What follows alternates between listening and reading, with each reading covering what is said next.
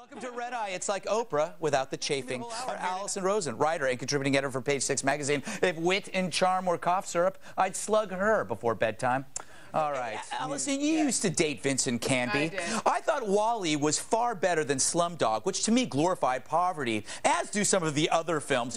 What does this say about the Academy and about you in general? What it says about me is that the thing about Vincent Canby is that he and I brought out the best in each other. I want to know about the movies. And I'm sad that I couldn't keep him around. I think that I felt betrayed by people who say things about Slumdog Millionaire like, it's just strangely uplifting, because that is a depressing movie. It's got a little bit of uplift at the end, but you'll be depressed throughout the whole thing. Here is Slumdog. Pitt said, "This is a great honor for the movie, and I'm especially happy for David Fincher, for without him, there would be no Ben Button." And what I have to say is he really so busy that he doesn't have time to say Benjamin Button, The Curious Case of Benjamin Button? No. He's a mover and a shaker, y'all.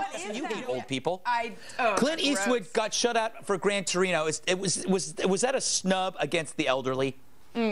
Probably yes, because you know how Hollywood is. They don't even have time to say The Curious Case of Benjamin Button, let alone deal with, like, who is Clint Eastwood anyway? I've never heard of him. All right. Have you ever tried to follow the Army Field Manual? I tried to put a bookshelf together with it. You could not read that thing. I think that was an IKEA manual, my friend.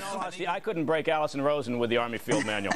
And he tried. And I have tried, and that's just our secret. Well, not anymore. Obama's first phone call was to a foreign dignitary, Abu Mazen, who helped the plot to kill Jewish athletes in Munich in '72. Why didn't he call one of our allies first? Like Uncle Sam? Like the Uncle Sam? No. Like Australia or England or something. Why did he have to call a guy who used to be a terrorist?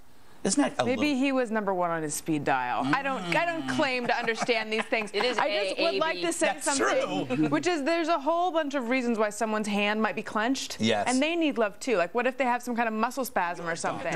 Do you think Larry's son actually said what he said, or is Larry just having another one of those hallucinations?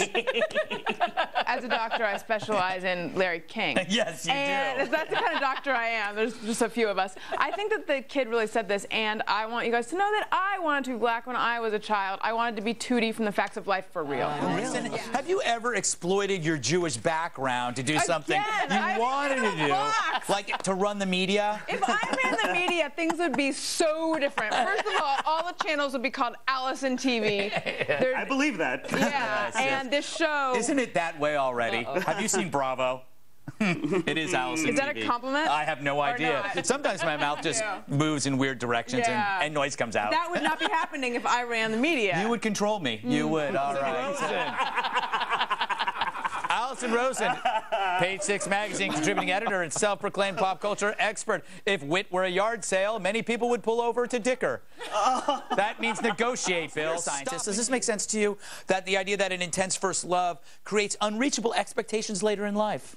It's as if I wrote that myself. I think what they're getting at is that if you have these unrealistic adolescent expectations of love, which is that it's going to light your brain up like drugs, then you should just be doing drugs because they're cheaper over a long period of time. They, you know, so yeah. Or chocolate, maybe. I think what they're saying is you need to accept that love is just not that great. Alison, you got recognized the other day? I did, finally. It's like a bone of contention with me. I'm that person Somebody you went to school with? It was not my mom. My mom. No, when I see someone looking at me for too long, I'm like, oh yeah, they totally recognize me. But anyway, these guys came up to me and they recognized me, and I got so excited that I screamed I love you and then asked them if I could take a picture with them. Oh, really? For real. I really did that. I don't think they'll ever want to talk to me again. All right. Then I followed them into the bathroom and totally interrupted them. Oh, excellent.